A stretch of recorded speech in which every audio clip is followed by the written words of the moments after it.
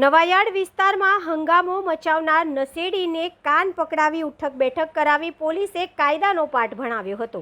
નવાયાર્ડ વિસ્તારમાં નશામાં ધૂત બનેલા લઘુમતી કોમના યુવકે સમગ્ર વિસ્તારમાં હંગામો મચાવ્યો હતો। પકડવા ગયેલા પોલીસે સાથે ઝડપી કરી કંટ્રોલ રૂમની કારનો કાચ તોડી નાખ્યો હતો, જેથી ફતેગંજ પોલીસે તેને પીધેલાના ગુનામાં અટકાયત કરવા સાથે ફરીવાર આવી હરકત ના કરે તે માટે કાન પકડાવી ઉઠક બેઠક કરાવી કાયદાના પાઠનો પણ ભણાવ્યો હતો।